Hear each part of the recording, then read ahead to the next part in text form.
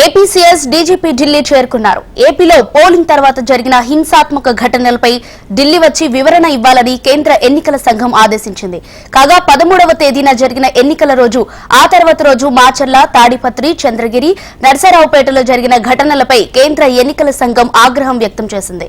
ఏపీలో పోలింగ్ తీరుపై పూర్తి నివేదికతో ఢిల్లీకి రావాలని ఆదేశించింది. ఈ నేపథ్యంలో నిన్న రాష్ట్ర సచివాలయంలో CS Jawahar Reddy, DGP Harish Kumar Gupta, intelligence ADG Kumar విశ్వజిత్లతో సీఎస్ అత్యవసర భేటీ అయ్యారు. పోలింగ్ ఏర్పాట్లలో అధికారులు విఫలమయ్యారని రాజకీయ నాయకులు, పార్టీలు ఆరోపించడంతో ఈసీ స్పందించింది. ఎన్నికల్లో హింసాత్మక ఘటనలు జరిగేలా పాలనా వ్యవస్థ విఫలం కావడానికి కారణాలేమిటని కేంద్ర ఎన్నికల సంఘం ఏపీసీఎస్ ను ప్రశ్నించింది. దీనికి సంబంధించి మరింత అప్డేట్స్ శిరీష్ అందిస్తారు.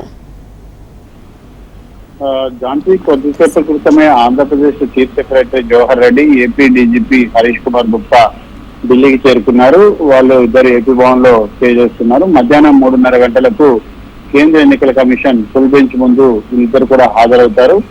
ముఖ్యంగా ఆంధ్రప్రదేశ్ లో పోలింగ్ సమయంలోనూ, అదేవిధంగా పోలింగ్ తర్వాత ఇటు పల్నాడు జిల్లా, తాడిపత్రి, పులివెందుల ఇతర ప్రదేశాల్లో ఏదైతే హింస చెలరేగిందో దీనిపైన వివరణ ఇవ్వనున్నారు. నిన్న దీనికి సంబంధించి కొంతమంది ఫిర్యాదుల మేరకు కేంద్ర ఎన్నికల సంఘం రాష్ట్ర ఎన్నికల సంఘానికి లేఖ రాసింది.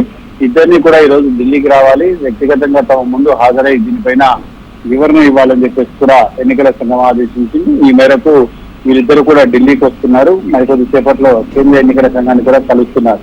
అయితే పోలింగ్ సమయంలో ఆంధ్రప్రదేశ్ లో నెలకొన్న హింసాత్మక ఘటనలపైన వీళ్ళు వివరణ అనేది కూడా ఇవ్వబోతున్నారు. అసలు హింసాత్మక ఘటనలు చోటు చేసుకోవడానికి కారణం ఎవరు వీటిని ప్రేరేపించారు, ఎందుకు ఈ ఘటనలు ఏంటి కూడా జరిగాయనేది కూడా చూడాలి.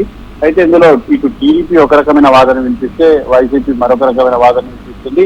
ఎక్కడైతే ఎన్నికల సంఘం పోలీస్ అధికారులను మార్చిందో ఆ ప్రాంతాల్లో మాత్రమే ఈ హింసాత్మక ఘటనలు కూడా చోటు చేసుకున్నాయని చెప్పేసి కూడా స్పష్టం చేయడం జరిగింది. అయితే ఎన్నికల కంటే ముందు రాష్ట్ర డీజీపీని కూడా ఇటు ప్రతిపక్ష పార్టీల ఫిర్యాదు మేరకు మార్చడం కూడా జరిగింది. అయినప్పటికీ కూడా హింసాత్మక ఘటనలు చోటు చేసుకోవడం పట్ల ఈసీ సీరియస్ ఆగ్రహం వ్యక్తం చేసింది. ఎందుకంటే ఈ ఘటనలను ముందుగా పసిగట్టడంలో ఎందుకు విఫలమయ్యారు, ఎందుకు ముందుగా పసిగట్టి వాటిని నియంత్రించలేకపోయారనే దాని గురించి వివరణ ఇవ్వాల్సిందిగా కూడా ఆదేశించారు. సో మధ్యాహ్నం 3:30 గంటలకు జరిగే సమావేశంలో వాళ్ళు ఎటువంటి వివరణ ఇస్తారనేది కూడా చూడాలి. మరి వివరణతోటి కేంద్ర ఎన్నికల సంఘం సంతృప్తి చెందుతుందా లేదా అనేది కూడా చూడాలి. Right, thank you Sirish.